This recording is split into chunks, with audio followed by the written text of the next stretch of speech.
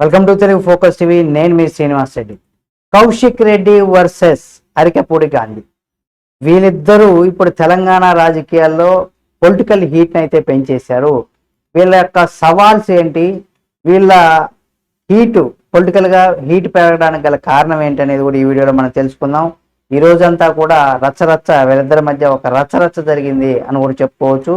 ఇంతటికి ఏంటి ఏమని తెలుసుకునే ముందు మీరు కనుక కౌశిక్ రెడ్డి అలాగే అరికపూడి గాంధీ గారి అభిమానులు అయితే తప్పనిసరిగా వారికి సంబంధించి మరిన్ని వీడియోలు కూడా మీ ముందుకు తీసుకొస్తుంది మన తెలుగు ఫోకస్ టీవీ ఛానల్. కాబట్టి సబ్స్క్రైబ్ చేసుకుని పక్కనే ఉన్న బెల్ బటన్ ఒకటి మాత్రం మర్చిపోకండి.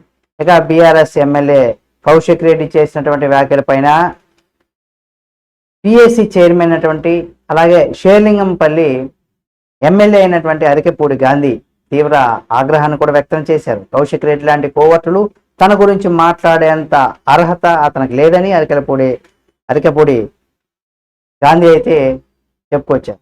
అలాగే అరికపూడి ఇంటికి వెళ్ళి బీఆర్ఎస్ కండువా కప్పుతానని కౌశిక్ రెడ్డి సవాలు కూడా విసిరారు.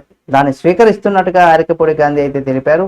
తన ఇంటికి కౌశిక్ రెడ్డి రాకపోతే తానే ఆయన ఇంటికి వెళ్తానని కూడా వ్యాఖ్యానించారు. అరికపూడి గాంధీ తన నివాసం వద్ద మీడియా సమావేశంలో మాట్లాడారు. అనంతరం తన అనుచరులతో కలిసి కౌశిక్ రెడ్డి నివాసానికి కూడా బయలుదేరారు.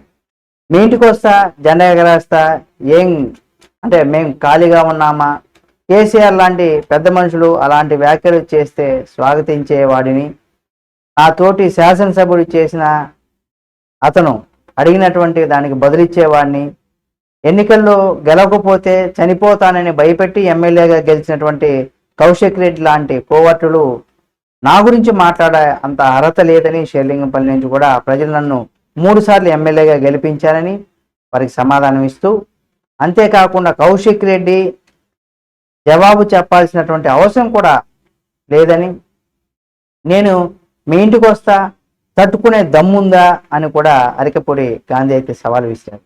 మరోవైపు అరికపూడి గాంధీ కౌశిక్ రెడ్డి నివాసం వద్ద కూడా అంటే ఆయన వస్తున్నారని ఆ సవాల్ను కూడా ఆయన వేశారు. కాబట్టి నేను వస్తున్నాననేసి ఎప్పుడైతే చెప్పాడో గాంధీ, అప్పటి నుండి కూడా కౌశిక్ రెడ్డి నివాసం వద్ద కూడా పోలీసులు భారీ బందోబస్తును కూడా ఏర్పాటు చేశారు. అలాగే కౌశిక్ రెడ్డిని గృహ నిర్బంధం కూడా చేశారు. కొండాపూర్లో ఆయన నివాసం నుంచి కూడా ఆయన బయటకు రాకుండా ఆయన్ని అలాగే ఇంట్లోనే హౌస్ అరెస్ట్ చేశారని కూడా చెప్పుకోవచ్చు. దీంతో పాటుగా అరికపూడి గాంధీ ప్రజా పద్దుల కమిటీ అంటే పిఎస్సి చైర్మన్గా కూడా నియమిస్తూ ఇటీవల శాసనసభపతి నిర్ణయం తీసుకున్న విషయం మనందరికీ తెలిసిందే. తమ పార్టీ తరఫున గెలిచి ఫిరాయించినటువంటి ఎమ్మెల్యేకు పిఎస్సి చైర్మన్ పదవి ఇవ్వడం పైన కూడా బీఆర్ఎస్ నేతలు అయితే విమర్శలు చేస్తున్నారు. ఒక పార్టీ సింబల్తో గెలిచి మరో పార్టీలోకి వెళ్ళడం అది 100% తప్పు.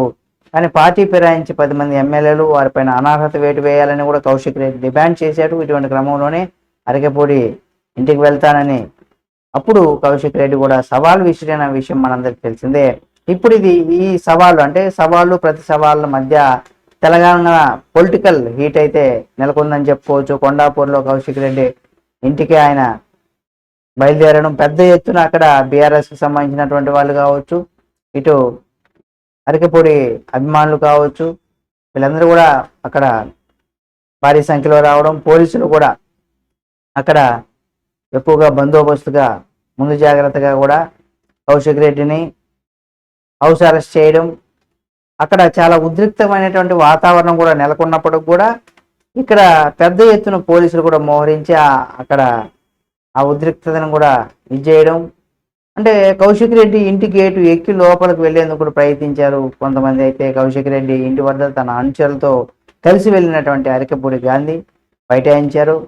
పోలీసులు ఆయన్ని పంపించే ప్రయత్నం చేయగా ఆయన ఆగ్రహాన్ని కూడా వ్యక్తం చేశారు. కౌశిక్ రెడ్డిని బయటకు పిలవాలని, లేదంటే తననే లోపలికి పంపాలంటూ కూడా పోలీసులతో అరికపూడి గాంధీ అయితే డిమాండ్ చేశారు. ఈ క్రమంలో పోలీసులు అరికపూడి గాంధీ అలాగే ఆయన అనుచరుల మధ్య కూడా కొంత తోపులాట చోటు చేసుకునేది.